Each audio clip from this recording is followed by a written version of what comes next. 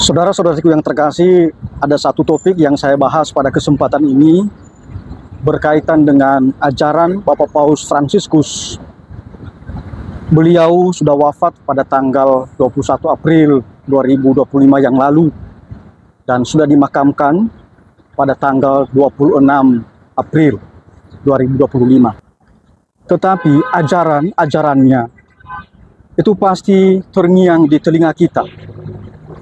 Salah satu yang tidak boleh kita lupakan adalah harapannya atau ajarannya atau anjurannya supaya kita orang Kristiani harus berjuang menjadi jembatan persaudaraan, jembatan untuk membangun kemanusiaan, dan bukan menjadi tembok dari perpecahan. Jangan kita menjadi tembok yang justru merusak kemanusiaan. Kita harus menjadi jembatan untuk menciptakan suasana yang damai. Oleh karena itu, beliau mengatakan bahwa kita semakin beriman, maka kita semakin bersahabat, kita semakin bersaudara, kita semakin mampu untuk hidup berdampingan.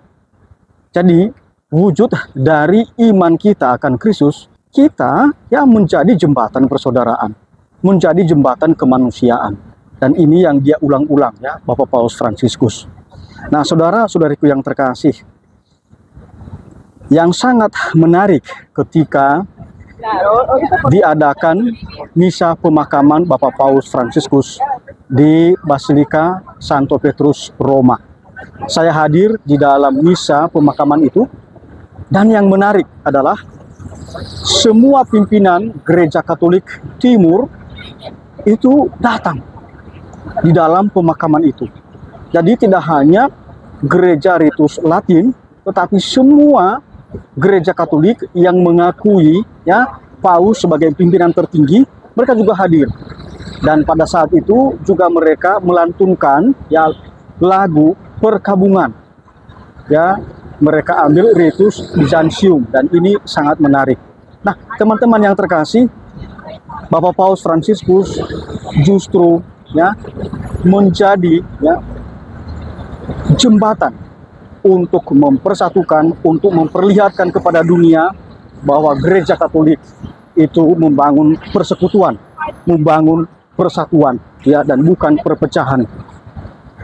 Maka saudara-saudara yang terkasih, kalau ada pengikut Kristus yang selalu menabuh genderang perpecahan, nah itu sebenarnya tidak sesuai dengan semangat dari ajaran Yesus Kristus sendiri. Yesus Kristus sendiri sudah meminta supaya kita, para pengikutnya, membangun persekutuan, membangun kesatuan, dan bukan perpecahan. Dan Yesus sendiri ya mengajarkan itu. Ya. Maka saudara-saudara yang terkasih, saya itu heran kadang-kadang di dalam kanal YouTube saya.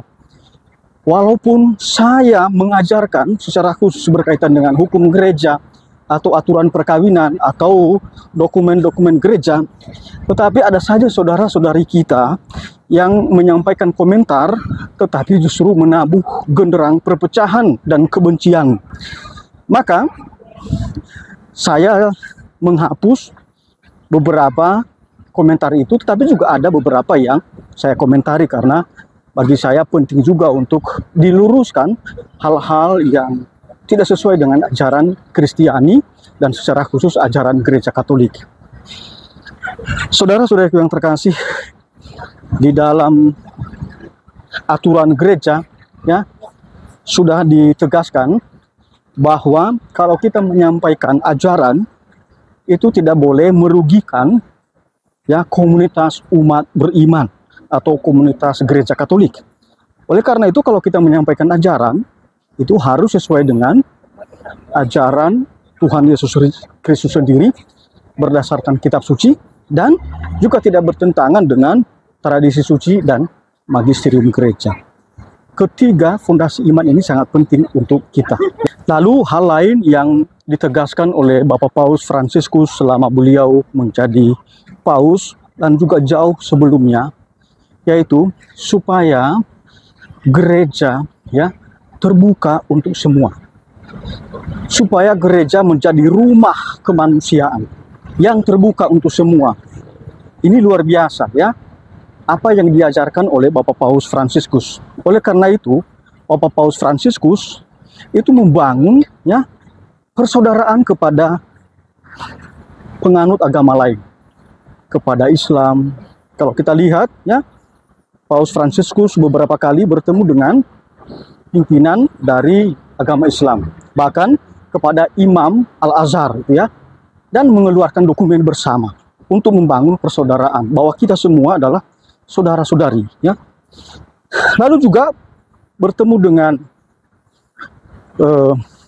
pemimpin dari Buddha, dari agama-agama Protestan, dari agama-agama lain itu ya, semua beliau terima, beliau terbuka. Jadi tidak hanya kata-kata, tetapi justru nyata di dalam perbuatannya. Apa yang dia ulang-ulang, bahwa kita harus menjadi jembatan untuk membangun persaudaraan. Dan usaha-usaha itu ya, yang dilakukan oleh Bapak Paus Fransiskus merupakan usaha untuk membangun jembatan persaudaraan itu.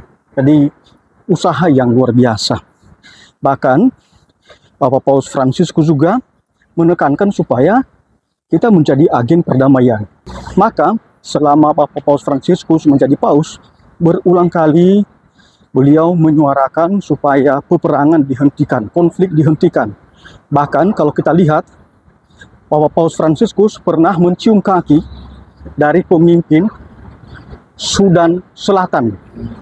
Pesannya sangat jelas, supaya mereka membangun perdamaian dan supaya juga mencari solusi ketika terjadi konflik di antara mereka.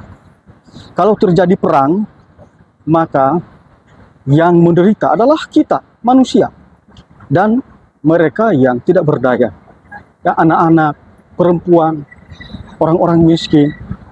Jadi Bapak Paus Fransiskus ini luar biasa. Beliau selalu menekankan supaya kita membangun perdamaian di dunia ini.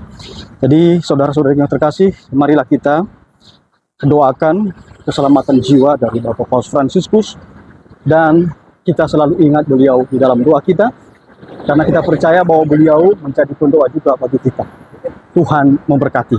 Amin.